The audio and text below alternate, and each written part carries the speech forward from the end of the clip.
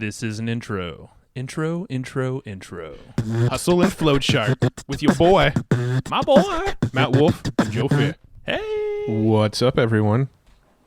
You have that slow what's up going on today. Ooh, I'm feeling slow today. Are you? No, not at all, Oh, actually. man. I'm feeling pretty fired up after Yeah. the couple interviews we did today. So today, yeah, dude, I'm like super jacked up after this interview. Well, this one I flat out said right in the beginning that I'm a fanboy, and I was really excited to do this interview because this is somebody who I legitimately do listen to a lot of their podcasts, and I have read multiple of his books, and he's been in my ear a lot, both in audiobook format and podcast format. So this was one that I was super excited to talk about. Cue the fanboy alarm. I wish I had sound effects. Okay. Yeah, okay. I don't think we need a fanboy alarm. Oh, yes. It's obvious. All right, so won't dance around it anymore. James Altucher is obviously on this podcast because you probably saw the title of the episode. So we're talking about James Altucher. And isn't it funny how we always try to like kind of sneakily hide who we're talking about until like 2 minutes into the intro, but they know exactly what we're getting into? I don't know why we do that. It's just we're being dramatic because we're thinking that we're going to be dramatic, but we're really not. It's because we feel like we need to say something in an intro when really like we could probably just jump straight into the content and people would be just as happy. That's a good point. Sorry, we are not trying to waste your time. But biggest takeaways, money, man. So he's going to lay out this very practical like thought exercise that you can do right along with us because he points it right back at us, which is super cool. And I felt, and you'll hear it in the pocket, it's a sense of freedom, understanding what is actually required of you to create the wealth that you want in your life, whatever wealth definition is for you, you know, money, giving back, whatever. But he lines out very systematically in the most conservative ways possible, too, with how to keep that money going. So that was my biggest takeaway. I loved it. Yeah, no, it was a great discussion. We talked about, we got a real big overview of his entire story arc and, you know, how he started HBO and sort of progressed through things like angel investing and got involved in podcasting and writing. And we get that whole story arc, which I was really fascinated by because I haven't heard all the intricacies of it. We actually talked about angel investing and how to pick the right investments and how he did, like his philosophy and what he decides to invest in. We talked about like money and how much money you actually need and how to invest that money to live off of it fairly easily and passively, and how to kind of get everything you want in life. James called me out, man. Yeah, he called you amateur hour, which is cool. I agree. It was Matt. No, I'm just kidding. But yeah, it was great, and we took notes on this one, like always. So rush over, be quick, to hustleandflowchart.com/comp, C-O-M-P. We take them notes for you. Very detailed action guide, and especially after this one, I'm expecting these notes to be a nice formulaic process of here's how you can create that wealth for yourself. And in this bulleted form, you're probably going to be like, oh, wow, that's a lot simpler. I'm not going to say easy. It's a lot more of a straight line approach where I think you'll get the feeling that it doesn't involve a lot more than probably what you already have. Your specialized knowledge and personality and connections. Yeah. So hustleandflowchart.com/notes. We took all those notes for you. You can get them there for free if you're quick. Those notes do go away if you don't get them within the first week or so of this episode coming out. Also, egpletter.com. We've hammered it to death. You've heard of it. You know about it. That's how you can support the show. Go sign up for the EGP letter at egpletter.com. It's not just a letter. It's a membership community. We do live training calls. We add extra training as we experiment with new traffic sources and new marketing strategies, and we share what's working with you in there. And of course, you do get the printed newsletter mailed directly to your door every single month, and a cool community in there too. And a great community, and everybody raves about the newsletter, so you're going to want that. And it also supports the show and keeps it alive and pays the bills of keeping this podcast going. So that's over at egpletter.com. Now let's go chat with James Altucher. Hey, James, welcome to the show. Matt and Joe, thanks for having me on the show. I'm really grateful you asked me. Thank you. I appreciate that. Yeah, Garen, shout out to Garen because I know he's checking it out. So I appreciate the connection there. And yeah, I don't know. It's just so many fascinating topics that you bring to the table with your podcast and newsletters and books and so many things. I mean, quite honestly, you're someone that we've wanted to chat with for a while. I've read Choose Yourself. I've read Choose Yourself Guide to Wealth. I personally listen to your podcast a lot, so I'm really excited to chat with you. You're sort of one of my online celebrity guys that I'm a bit of a fanboy of. So I'm looking forward to chatting. Crushing out. Excellent. Thank you so much. And, I've got to reread those books. They're pretty good, but I sometimes forget them myself. Probably pretty ingrained in there by now. But yeah, you've got like a pretty eclectic backstory. You worked at HBO. You've done you worked for I believe the New York Times. You did stuff in venture capitalists. You founded startups. You've had multiple bestsellers. You've gotten rid of everything you owned and got rid of the place where you lived. So a lot of story and a lot of talking points that we could go down. But do you think you could give us a real quick sort of story arc of how you kind of got into being an entrepreneur and your sort of story arc to now? Yeah, I mean, it's hard to do it quick because there's so many ups and downs, but I was I really wanted to either write a novel or make a TV show. So I was working at HBO, but I happened to have had a technical background and I knew about this thing that nobody else knew about then called the internet and the World Wide Web, triple W. And nobody was doing anything with this at the time. This is like 1994. It was just beginning to make kind of the mainstream media, even though it had been around a few years at that point, but it was kind of coming out of more academia. And nobody knew anything about it. So I remember I was really obsessed with doing a TV show. That's all I wanted to do.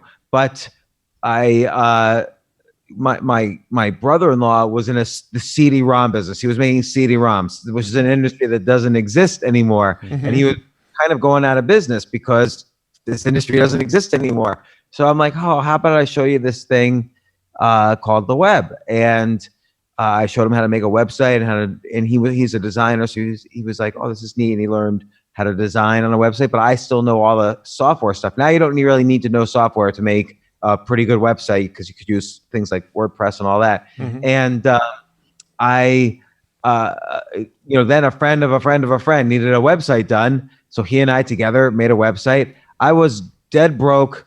I was working at HBO. My salary was nothing for New York City. I had like a roommate and in one room, and we made this website and I got $17,000. I was like rich, like literally, like in my mind, I was like the richest person in the world. Sure. And so I moved to an apartment that I liked, and I remember I gave the guy, the landlord, he was the owner of the Chelsea Hotel on 23rd Street in New York City.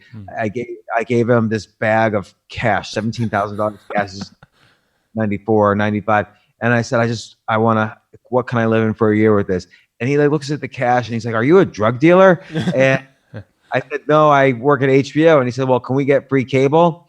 And I said, sure, whatever. And so he put me in a room and I started living there, and I lived there for quite some time afterwards.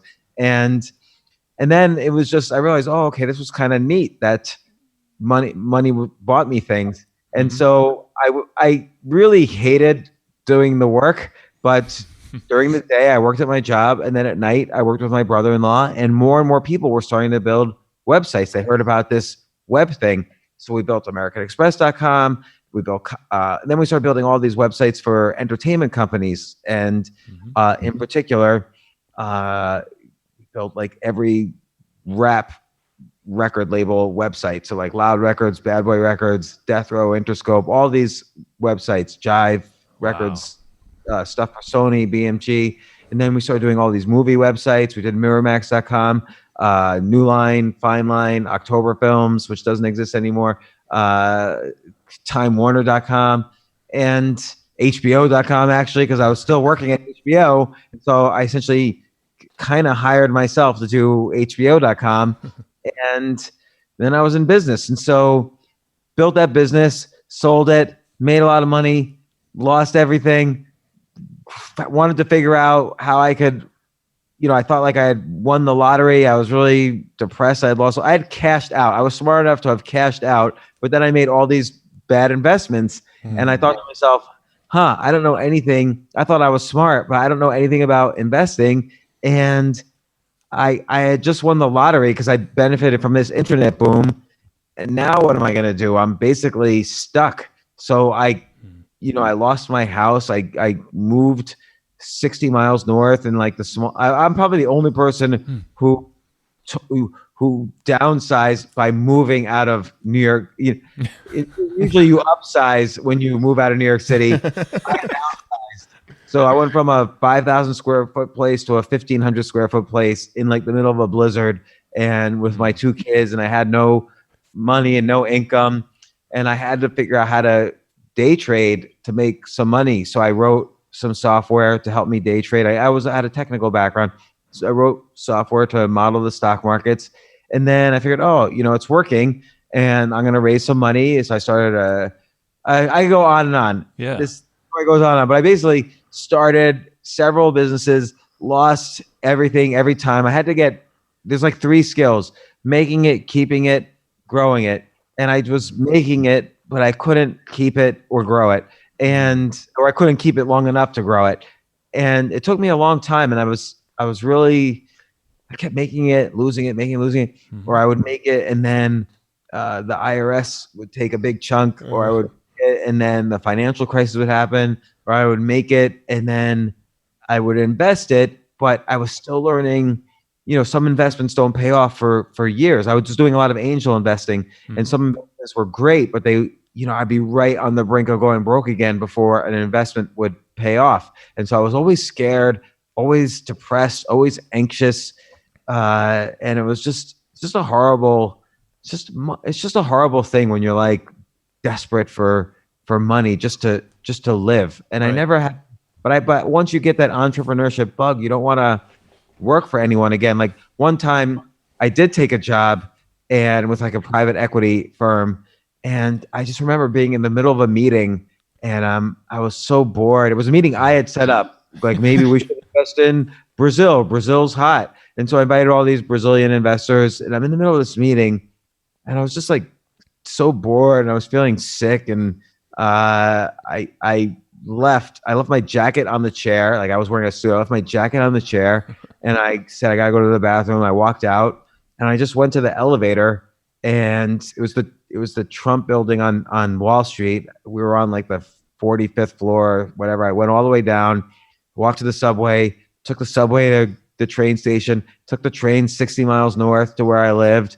and I never went back again, and never spoke to them again either. Wow. And that was like the one. I was just like the second or third day at this particular job, and I just said, I don't know what's going to happen. I just hope one of my investments comes through, and one of them did a little bit, but and then I started just writing and focusing on that. Did you ever see anybody walk around with your jacket in New York City? No, but I had one of those generic blue jackets. Yeah. Just wondering if it was too special. Was there ever like a turning point or like an aha moment for you? You mentioned that like you struggled to like keep and actually grow the money. Was there ever like any sort of aha moment or turning point for you where it kind of clicked and you started to figure out how to keep more and more of it? Yes. The turning, there was like a couple of turning points. It doesn't happen like all at once, but there was 2 types of turning points. But I'll focus on the one about keeping money, which is it's a mantra I say every single day, which is I am the stupidest person in the world. So I just remind myself of that over and over again, and then I'll be able to keep money. Whenever I think I'm intelligent and I could make a decision on my own, this company looks good, I'll be the only investor, and I'll take a third of the company, and I'll help them using my genius, and this is going to be the next Google. Those investments 100% of the time, and I'm not kidding, 100% of the time fail. I have never had an investment that I discovered win. Yeah. So the flip side of that is if someone who's a billionaire, great investor, calls me up, or somehow I figures out is like in an investment that at the same level I can get in, then I say, oh, I'll invest alongside this guy and I'll never have to think about it again because it's his job to think about it. Those investments almost 100% of the time work out. Just deciding that is my angel investing philosophy. And I'm talking about angel investments. Actually, the same thing applies to stock market investments, but this is just, I've made most money on angel investments. So that specific philosophy has stopped me from losing money and has, people say, oh, if you're an angel investor, you're only going to have 1 out of 10 investments work out. Nope. If I invest alongside great investors, then 100% of them have been working out. Yeah, it's always in what I've heard in that space and this probably goes any space is you're investing in the people, in the partnerships, not always the idea. Do you find that to be pretty much the truth behind it? 100%. And so I used to have more rules. Like my only rule now really is, are there people going into this investment with me who are smarter and more successful? If yes, invest. If no, then don't invest. But I used to have more rules. I used to have a rule, which I kind of still do, but you'll see what I mean in a second. I used to have a rule: the CEO has to have bought. Oh, sorry. The CEO has to have built and sold a business before. And the sold part is very interesting. People don't realize that because selling a business is just as hard or even more difficult than starting a business. Like I've been in many good businesses where the business was good and just keeps growing and growing. But if the CEO doesn't know how to monetize the business into cash, then what's the point of the investment? The investment's no good. Right. So, and also the way the CEO presents himself, presents the company, creates the perception around the company, again, like you said, it's about investing in people. So when the CEO sells the business, some other company is making a very big investment in that person, the CEO. So the CEO has to be the type of person that other billionaires, because you want to sell for a big amount, the CEO has to be the type of person some billionaire wants to be friends with. And so it used to be a rule for me. Oh, they have to know how to sell a company. They have to have that. They have to have done it before. But I realized that if I just follow the first rule, that kind of covers the second rule. Because I'm letting the billionaire or the smarter person figure that out about the CEO. I don't have to figure it out. Sure. The less work I have to do, the better it is for the company. And for well, especially with the mantra, I am the stupidest person in the world. Like it's going to kind of force you to partner up, and find the best people. And as soon as, let's say a company CEO calls me up and says, let's say I'm invested and the company calls me up and says, James, I need your help with something. It's like I could almost just hang up again then and never talk to them again because that investment was horrible. Yeah. So they need my help. And here's the thing. I say that kind of almost in this self-deprecating way, but the reality is I have had one investment where I was on the board and I was actually critical for the CEO had never sold a company before, and I actually realized before everybody else on the board did that he was on a almost like unstoppable path to crashing this company to the ground. And I realized, I looked at his cash flow. I realized how long it would take, even in a best case scenario, for him to raise money. And it looked to me like he was going to be out of business within about 8 months. And so he denied it. The other members of the board didn't seem to really realize it. And I kind of just rallied. I had to put a lot of work into this. I had to rally everybody to agree with me. We forced the CEO's hand. 8 months to the day after that moment, he was not going to make payroll the next day as I had predicted. And that, like at midnight that night, he sold the company. And so, and he made about 12 million on it. And he was kind of kicking and screaming every step of the way. Very good guy, just did not want to sell the company. Didn't really he had not done this before. He didn't realize how close he was to death. The night before he realized and was, we were busy trying to get all the board members to agree at that point. But that was one time where I was able to help out. And I realize now I have enough business experience that I can actually provide help, and in some cases I do. But so it's a little too flippant for me to say I shouldn't help. But best case scenario is I don't have to help.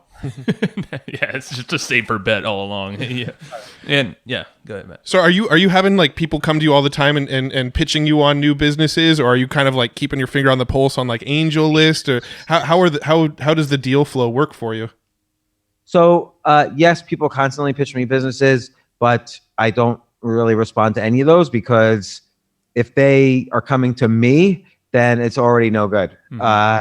Like it's again, I more try to keep connected with friends who have really good deal flow with other people smarter than us, or maybe my friends are smarter than me. And then I say, okay, if you're investing, just count me in. I don't even need to think about it. And the other rule I have is no more than 1% of my portfolio per investment. So this way, if it does hypothetically go to zero, oh, okay, I lost 1%. But I also try to go, because these billionaires are investing. They're not investing in things that are, oh, I hope I make 30% on this. They're investing in things where they hope they can make 1,000% or more. Right. So this way, if I lose, I only lose 1%. But if I win, I can make 10, 20, 30% or more in a really good situation. So in general, putting together a diversified portfolio like that is good. Now, you mentioned AngelList. That's a way to kind of systematize. I haven't done this, but it is a way to systematize this style of investing, as you find successful investors who have syndicates, what's called syndicates on AngelList, and then you get to see you join the syndicate, you get to see all of the deals they're investing in, and then you could decide if you're going to piggyback their investments, and you pay them a percentage of the profits, which is more than fair. And that is a way. If I didn't have the current deal flow that I have, I could get just as good deal flow by doing that approach. I do believe that approach works. Got it. Cool. Now, I want to go back really fast, because it sounded like, and I think you said it a little quick there, so you built up all these amazing websites for huge brands, and it sounded like you cashed them out and then did a lot of investing. Was that what it was right after that point? Right. So I sold that business for stock. The stock went from 2 to 48. I cashed out with about like $15 million worth. And so it was cash. I couldn't believe it. I was like pretty much like reloading my Prudential stock market account like over and over. I have this much cash. Like, oh my gosh, I did it. I never have to, literally I could turn my brain off and never have to think again. Yeah.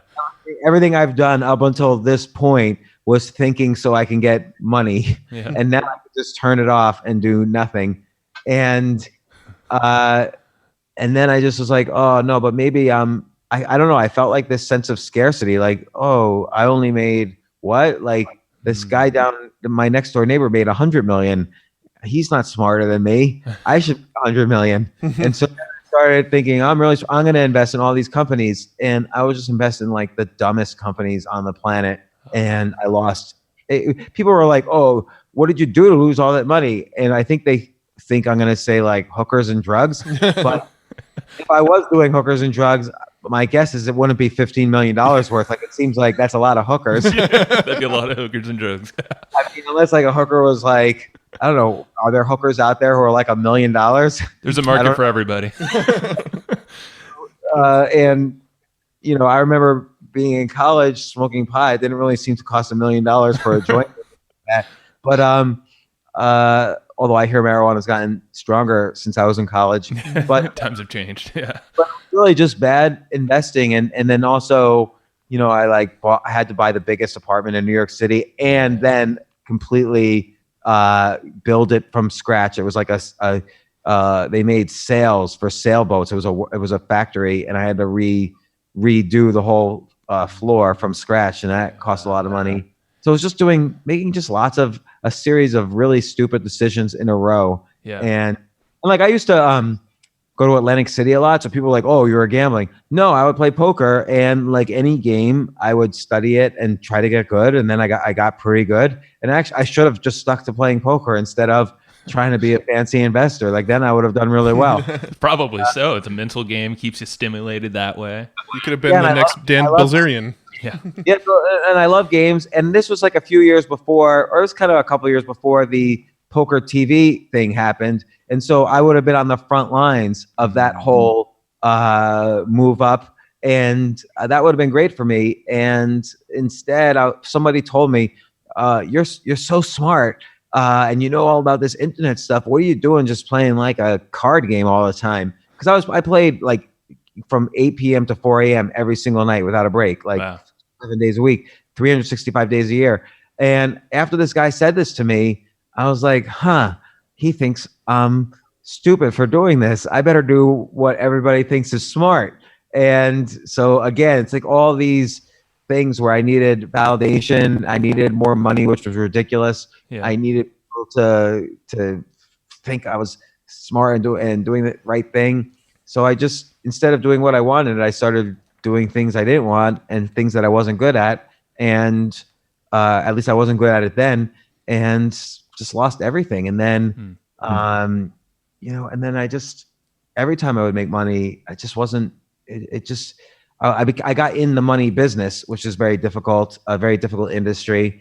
And I learned a lot. I learned a lot about investing. I learned a lot in a lot of different ways, but it was just not what I really enjoyed. And it was just a very unpleasant, I want to say, 13 years that ensued from there. Well, I'm curious of how you got past that scarcity mindset, the outside influence, the feeling like you needed more, even though you had more than most of the planet's ever going to ever have. How does that thinking pattern look differently now compared to back then? Well, let's say I think it's impossible to 100% get rid of that. And some of that is rational, like I have kids to raise and family, and there's some things I like in life and some things I don't, and so you need a little bit of money. But I think in general, just understanding when enough is enough. Like you start to analyze, well, okay, if I had $1 billion, for instance, what would I do with the money? And you look around, what do most billionaires do with the money? Well, let me ask you guys this. When you think of all the billionaires you know of, what do they tend to do with the money? Like, list like 4 things. So you see a lot of trips. There might be some private planes involved, cars, fancy food, experiences.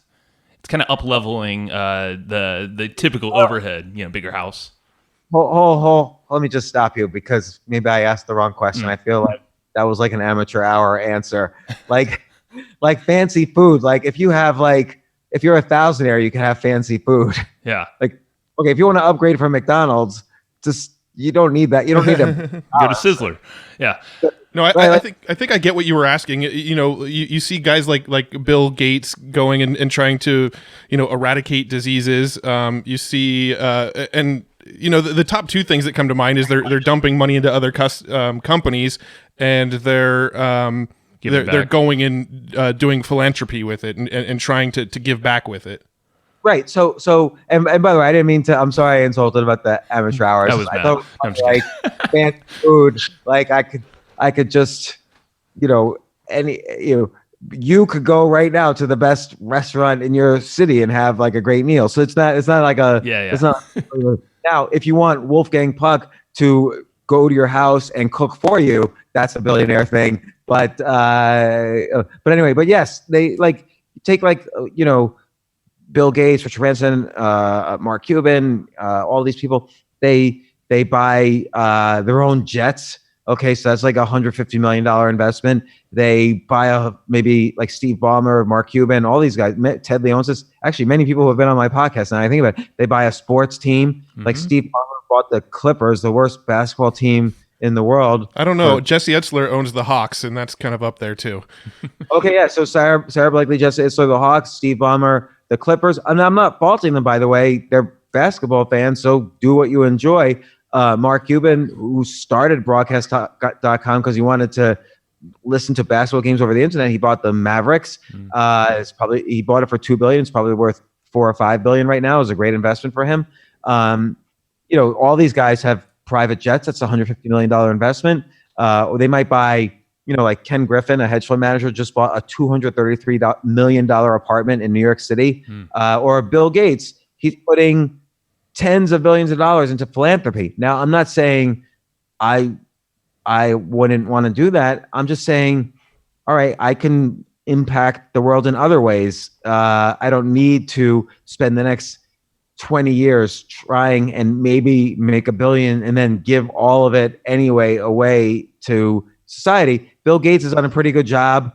It's easier for him to make another 10 billion and then put that to charity than for me to make 10 billion and put that to charity. So I'll let Bill Gates, he's doing a good job at it anyway.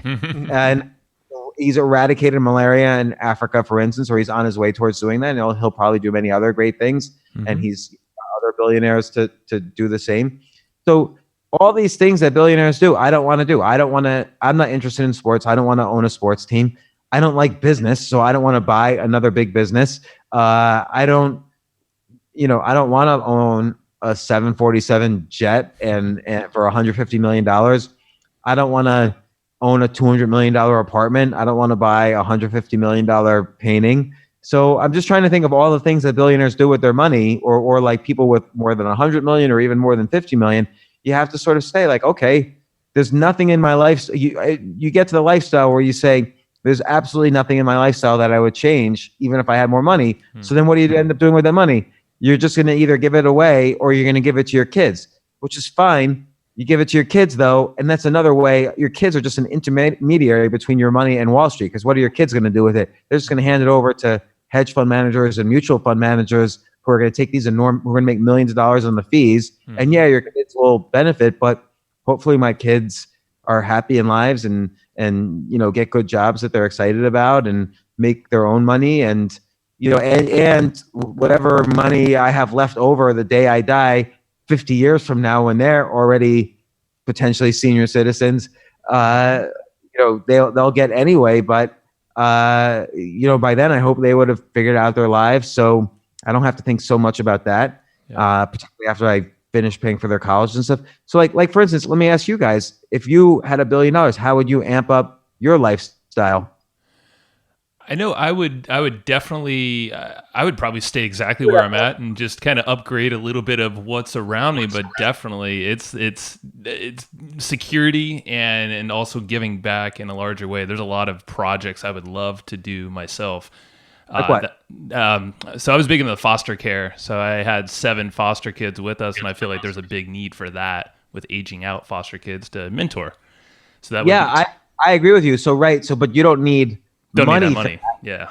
That will be so the lifestyle. So everybody has parts of their lifestyle that they would amp up if they have freedom. So with freedom, you would spend more time mentoring foster kids, maybe take in more foster kids, maybe write or demonstrate to other parents that, hey, this could be a good thing for you and your family and kids. So, but that does not require money. That just requires you to have freedom and feel secure with what's in your bank and right. I put all these 7 kids through college and that sort of thing. But none of that requires money. What would you do that required more money? Let's say you had, the amount to maintain your current lifestyle for life without having to make any more money. What else would you do to amp up your life? Would you get a bigger house, for instance? I would add on to my current house for sure. I love where I'm at. I was going to say the same thing. I don't think I'd move. I'd probably just build onto the house that I have and travel more, which I know that doesn't require billionaire status to do. Yeah, I think. But let's actually take it to an extreme. So building onto your house. So I don't know how much money you would need to require to keep your current lifestyle going. But let's say I'm going to just make up numbers, okay? Sure. Let's say right now you live on $100,000 a year after taxes. I'm just making this up. So let's just say you put all your money in municipal bonds, and so you're making about 4% tax-free. So you would need, like, to maintain your current lifestyle, you would need just $2.5 million cash in the bank. Right. 4% is $100,000 a year. Let's say you need a little bit more because of inflation. And this assumes you'll make zero money from now on, which is also a very conservative assumption because you're creative people. You'll do things, you'll make money, whatever. And so that's $2.5 million. Now let's say you want to expand out your house. I'm going to just go crazy.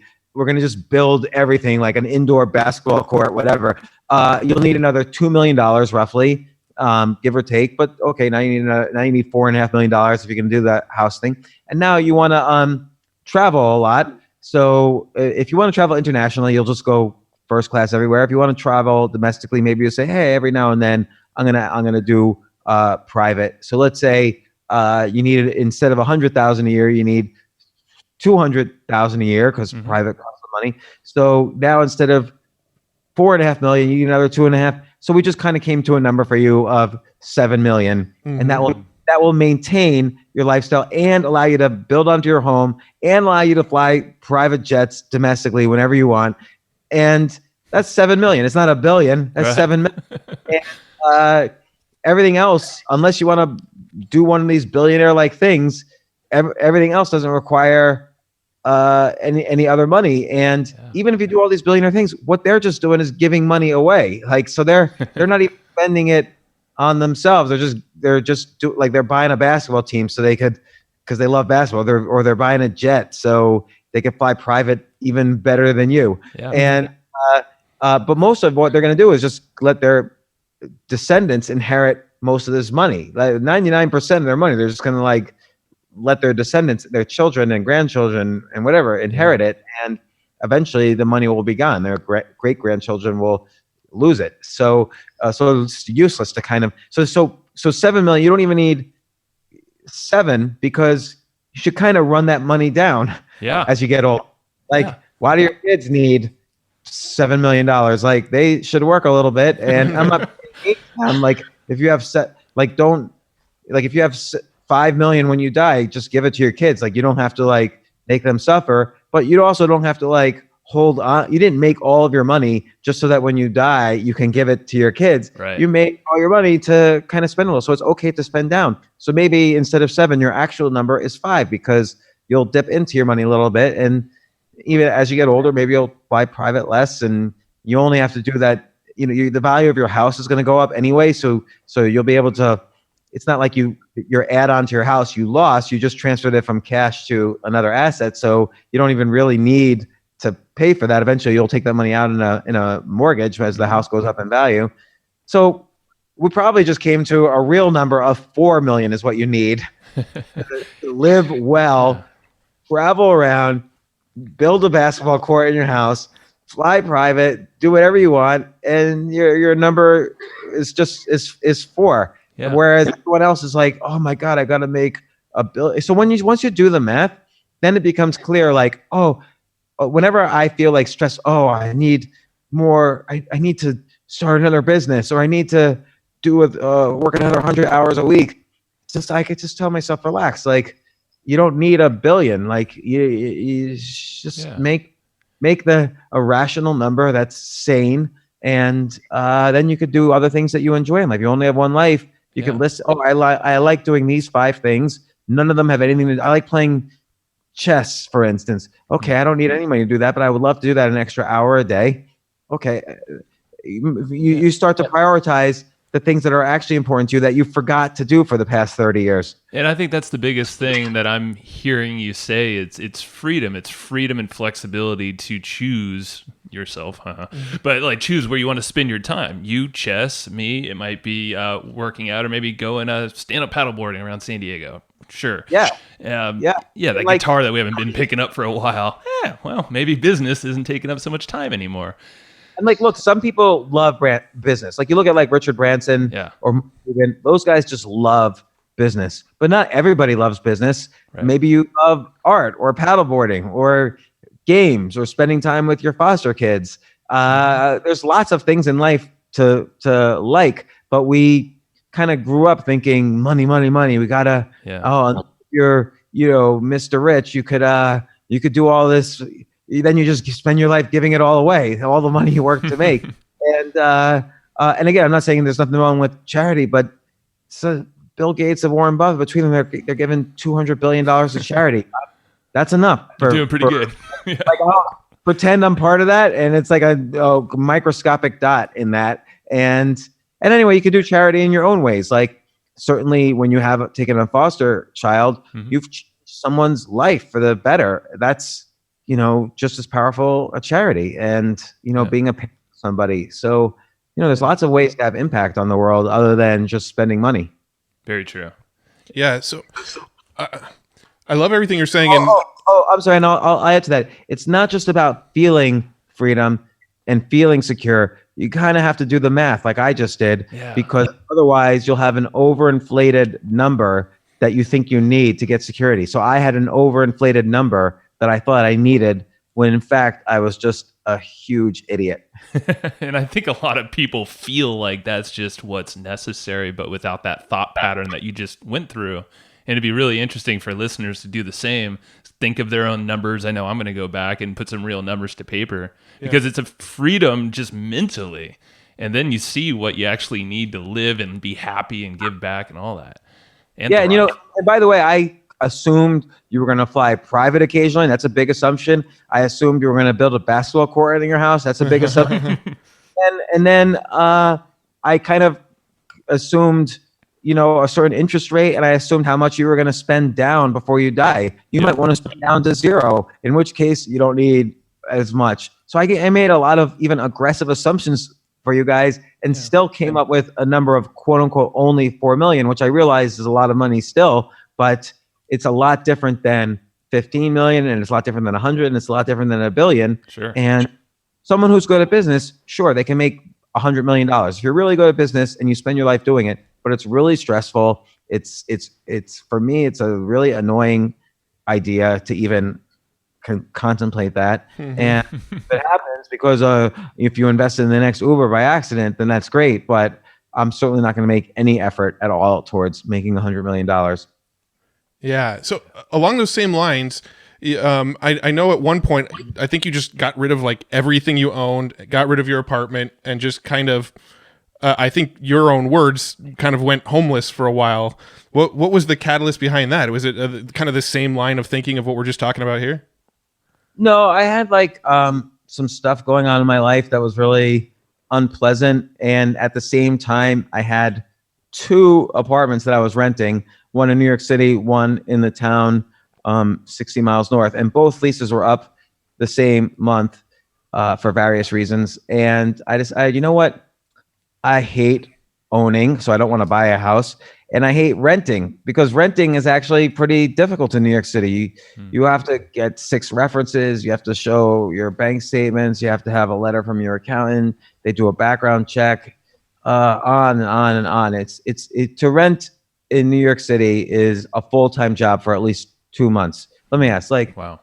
Was it, how long did it was like 2 months for you? 3 months. Wow. It's a full-time job.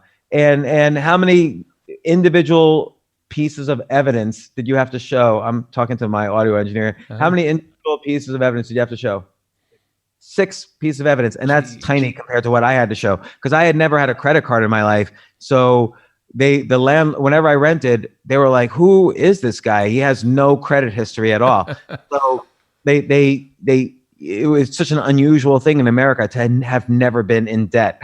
Yeah. And so they wouldn't trust me. So I would have to meet them, and I would have to put up a year rent in advance, because I had never had debt before. They just didn't trust me to pay my rent. It should be the reverse, but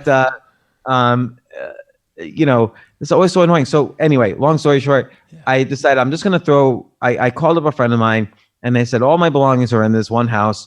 I'm not going to renew this lease, and I never want to go back to that house again. I'm going on a trip to California. Just spend a day, take your car, throw everything out for me. I'll pay you. You could either throw things out, give them to charity, sell them, or keep them. One of those 4 things. But don't call me at all during the week that I'm away. And when I get back, I want that lease done. Nothing in that house. It's all clean, spotless. And she said, okay, no problem. It turns out she needed like an 18-wheeler truck and her entire family every single day for a week. And finally the place was empty of all my stuff. Because you accumulate a lot of stuff that you don't realize you've accumulated. Yep. This is not free condoing, by the way, where you're like, oh, do I love this book or not love this book? Does it bring me joy? Yeah. That's a lot of work. I just, and it's actually too much emphasis that I don't love any object. Like, I love my kids and I love the people close to me, but why would I love like I don't know. And so she did call me up once during the week. Like, are you sure you want me to throw out your diploma? You worked hard for that. And I'm like, A, no, I didn't. B, I have never used that diploma for anything. Just throw it in the fireplace. I suspect actually she kept it just in case I ever want it back, but I want it back.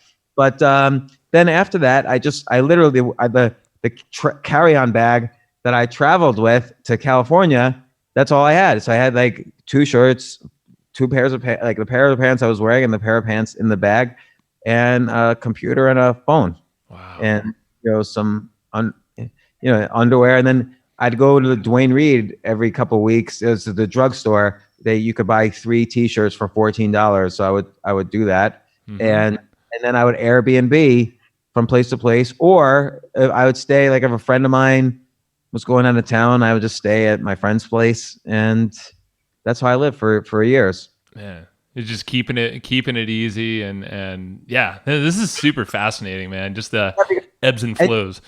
And you get to see, when you do that, I must have stayed in over 100 different houses or apartments. You get to see how everybody else lives. Some places were not expensive at all. Some places were like dirt cheap. Some were free. Some were more expensive. But I got to see how all the, and I didn't really care about having my own. And I built up this, it was this weird kind of discipline. Like I'd pass by a bookstore and I'd see a book in the window, like, oh, I really like that book. I should go in and buy it. Yeah. But I was like to myself, nope, I can't buy it. It won't fit in my bag. I'll get the Kindle maybe, the ebook, because I had a Kindle app on my phone, and that's it. And then I would also made it a point, I would not leave any footprint of myself in the Airbnbs during the day. So if I stayed in a place, I would leave it as if I had never existed there. So I would take my carry-on bag and everything in it, and I would leave. And then I would, if I was continuing to stay there, I'd go back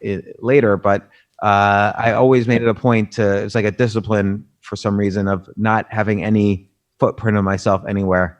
Wow. And so then the New York Times wrote an article about this, which I, whatever, was a little embarrassing, but then it was weird. Steven Spielberg's office called and, oh, we really want to do a TV show about what you're doing.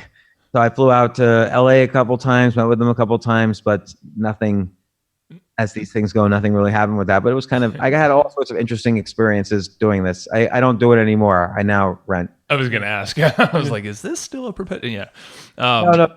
I got married and I'm renting, and I have stepkids, and my kids stay with me. And so now it's like a home.